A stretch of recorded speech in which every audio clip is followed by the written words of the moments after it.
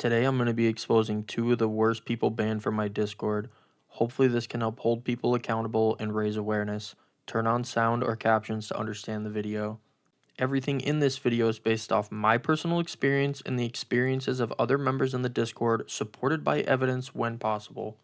The first person I'm going to talk about goes by Corpse, Killua, or Vuln. I'll be referring to them throughout this video as Corpse. Corpse was in my server for over a year and was pretty active. At his height, he made it all the way up to the admin position of the staff team after proving progress, being helpful, and working on himself for about 7 to 8 months. He had previously had a pretty big problem with accountability, which seems to have made a big comeback towards the end. The events that led to him being banned all started when members from the community messaged me saying that he was trying to find their in real life location as well as being creepy as fuck in the process. Fair warning, the photos of these interactions that I'm about to put on the screen some may find disturbing. In these messages, Corpse changes his nickname on Discord and his profile picture to the same nickname and profile picture of the accuser, maybe in an attempt to confuse or maybe to be creepy. I'm really not sure. My DM messages later on with him confirm, in my opinion, that this was him. I don't remember if he exactly admitted that it was him, but it was obvious as hell that this was indeed him. Something to consider when taking a look at all this from an unbiased perspective is that this did happen within close proximity to Halloween. This will play an eventual role into his defense that he says later in my DMs that this was all just a joke and they never told him to stop. When I was talking to him in DMs about this, the point that I was trying to raise is that whether he thinks it's a joke or not, maybe it's not the best idea to be sending stuff like that. I know it's Halloween, but it could get him into trouble down the line, of course.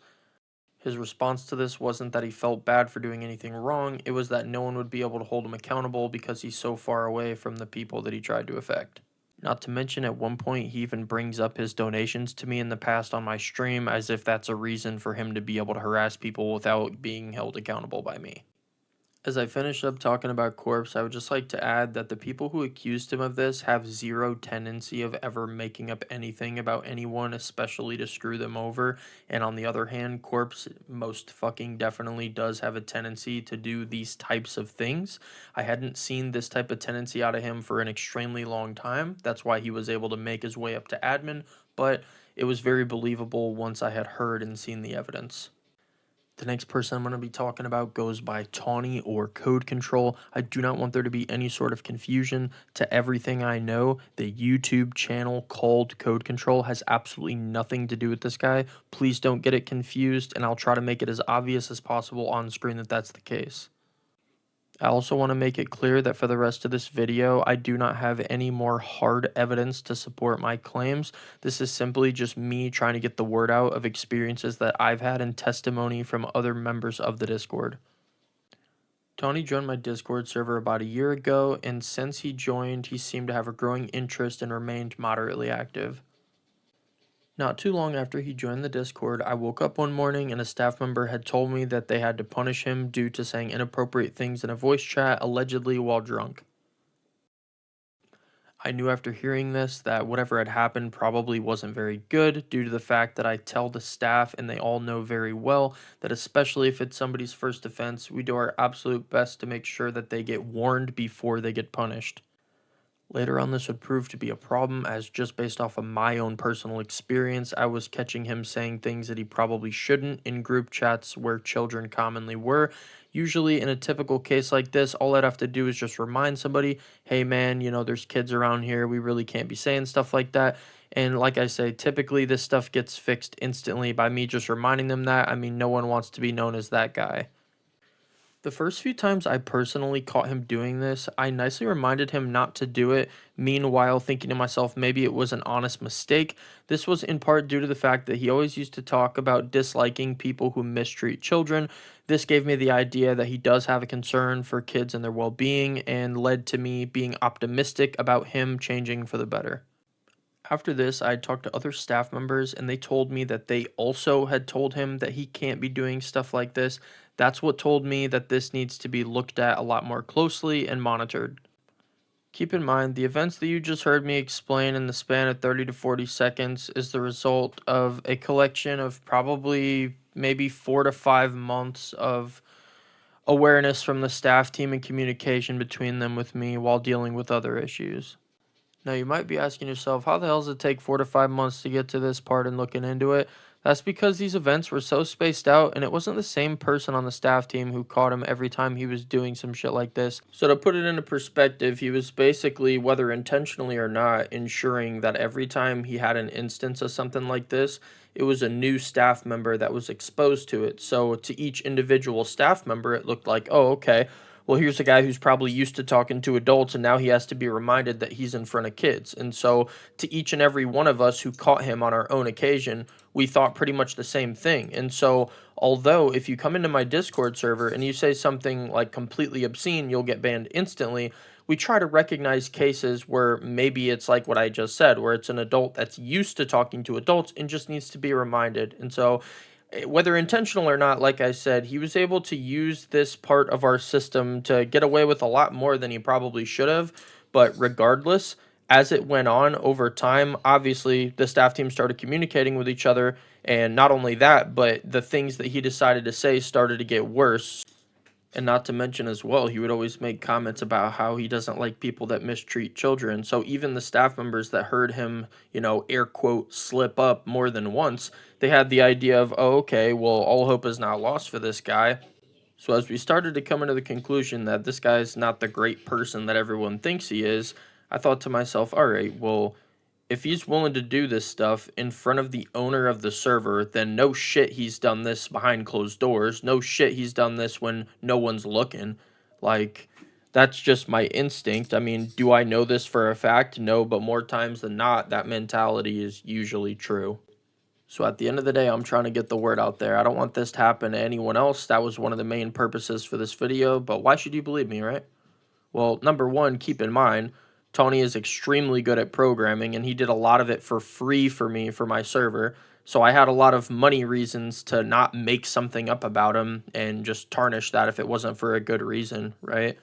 Another thing I've been asked before is why don't you have any clips of this, especially in a day and age where everyone's playing games and has a clipping software ready to go.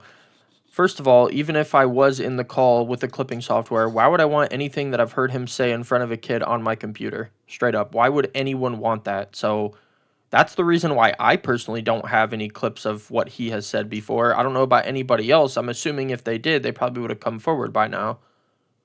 So I'm going to put up on screen his response when me, the manager, and the lead admin of my Discord server made a group chat to tell him that he was banned, obviously, what it was for and all this stuff. This is what he had to say. So as far as responding to this stuff, number one, he says he doesn't remember anything like that. That's a huge red flag. I don't know how he doesn't remember this because we reminded him every time we caught him. Number two, he says he barely goes into a VC. I don't know what that really has to do with this. Like, he had his moments. He would have, like, periods of time across the week where he was always in a VC. Then maybe he would go MIA for a little bit. I mean, doesn't really clear up much in my opinion. Number three, he says he doesn't remember getting corrected. That is 100% bullshit. He has been corrected so many fucking times. He also, in number three, tries to blame it on drugs. This is the problem for me. I mean, it's either one of two situations. Number one, he most definitely said this shit more times not under the influence of drugs than it was on. Or number two, I'm wrong about that because he's on the influence of drugs all the fucking time. So it's either the first one and he has a problem, or it's the second one and he has a problem. Either way, he's got a fucking problem. So, well, and which is surprising too in number three, because he finally admits that he even fucking did anything. I mean, I think the first time he just denied it all. But yeah, so let's see. Number four, yeah, he's talking about how something like this unravels his recovery. Okay, dude. Well, first of all, he should probably be thinking about what the kids that were in the call with him heard and not just what he's going through. To my knowledge, he was going through a surgery at the time. Like, yeah, that's that. But I mean, if he's going to address this situation, I mean, dude, how the fuck is he going to try to guilt trip me when I'm the one who prevented my community from going through something they should have never seen?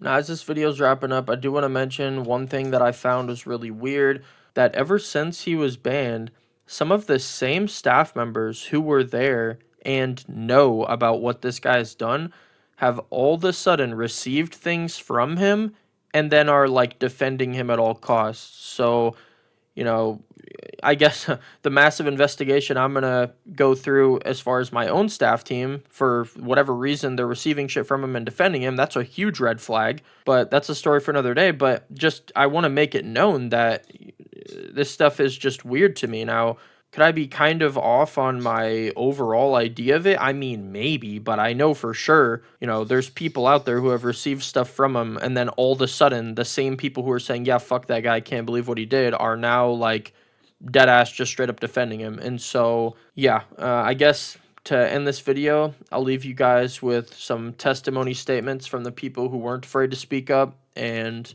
I appreciate you guys for watching this. I hope anyone who can avoid having this happen in their server, I hope it happens.